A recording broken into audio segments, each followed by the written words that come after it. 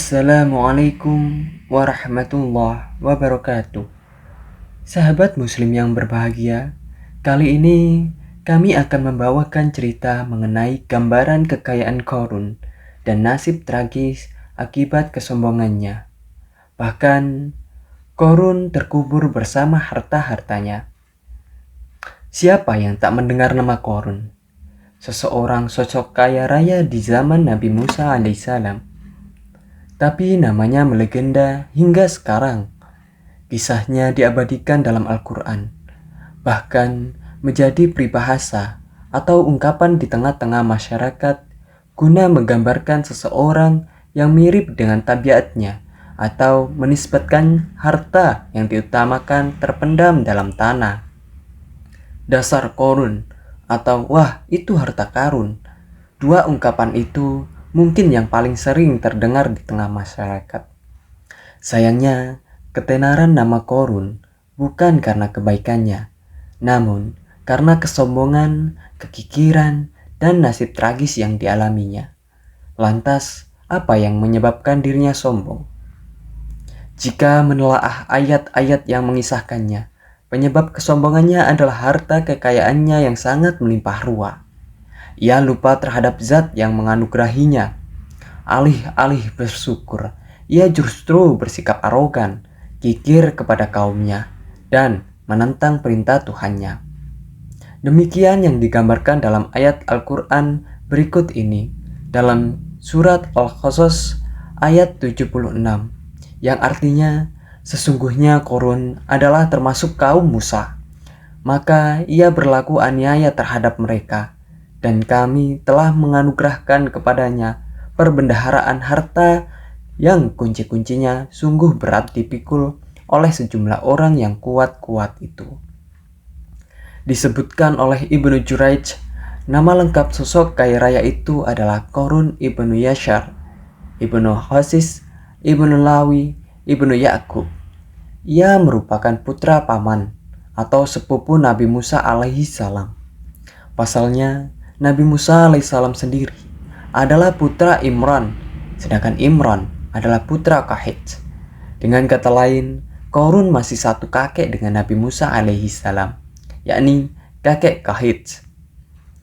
Sejumlah kekayaannya yang sangat melimpah ruah, saking melimpahnya, sekelompok orang yang kuat keberadaannya tidak mampu membawa kunci-kunci gudangnya. Dalam riwayat Haismah disebutkan untuk mengangkut kunci gudang kekayaan Qarun dibutuhkan 60 bigal, sejenis kuda Nil. Ukuran kuncinya sebesar jari, bahannya terbuat dari kulit, dan setiap kunci digunakan untuk satu gudang. Namun, di balik kekayaannya, Qarun adalah sosok sombong dan gemar pamer kemegahan. Itu pula yang dikisahkan dalam ayat berikut. Maka keluarlah Qarun kepada kaumnya dalam kemegahannya.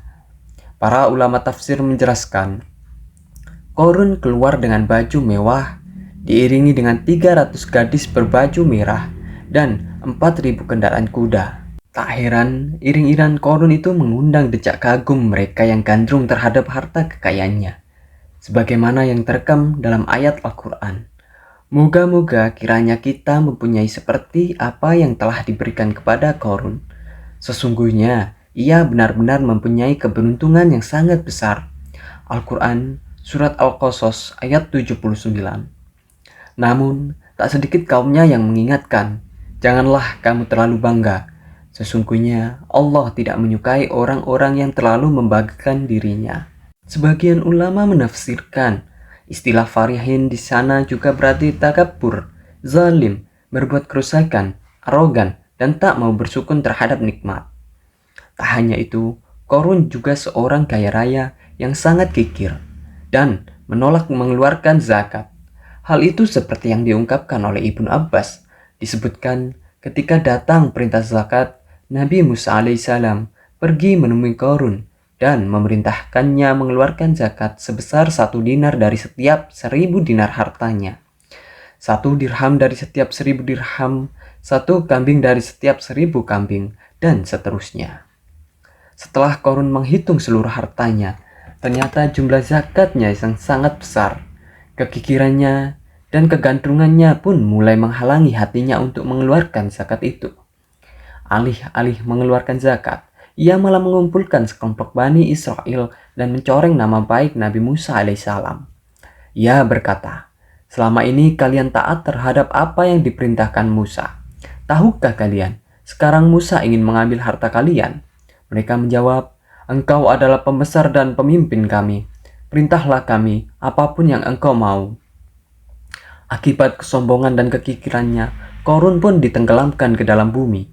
Demikian seperti yang diungkap dalam Al-Quran, surat Al-Qasas ayat 81, yang artinya, "Maka kami benamkanlah Korun beserta rumahnya ke dalam bumi. Maka tidak ada baginya suatu golongan pun yang menolongnya terhadap azab Allah. Dan tiadalah ia termasuk orang-orang yang dapat membela diri." Kala itu, Allah menurunkan wahyu kepada Musa alaihissalam untuk memerintahkan bumi apapun yang diinginkan.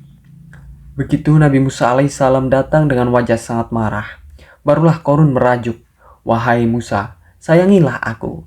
Sementara Nabi Musa alaihissalam tak bergeming. Beliau lantas berkata pada bumi, "Wahai bumi, ambillah mereka." Seketika rumah Korun mulai bergetar. Korun dan antek-anteknya mulai dibenamkan hingga bagian lututnya. Rumahnya ikut turun sedalam lutut. Korun kembali merajuk, "Sayangilah aku Musa." Rumahnya kembali berguncang. Kini Korun dan kawan-kawannya kembali terbenam hingga bagian pusar. Demikian pula rumahnya. Korun terus merajuk, "Wahai Musa, sayangilah aku."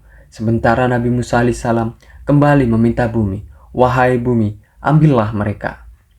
Rumah Korun berguncang lagi, sementara Korun dan kawan-kawannya terus terbenam hingga bagian tenggorokan. Demikian pula rumahnya. Korun lagi-lagi menjerit, "Wahai Musa, sayangilah aku." Namun Nabi Musa alaihissalam tak bergeming pun. Beliau terus meminta bumi menelannya, hingga akhirnya Korun dan kawan-kawannya hilang seluruhnya di telan bumi. Tak lama terdengar suara, "Wahai Musa, apa yang membuatmu bersikap demikian? Padahal demi kemuliaanku, andai dia Korun berdoa kepadaku, niscaya akan aku rahmati."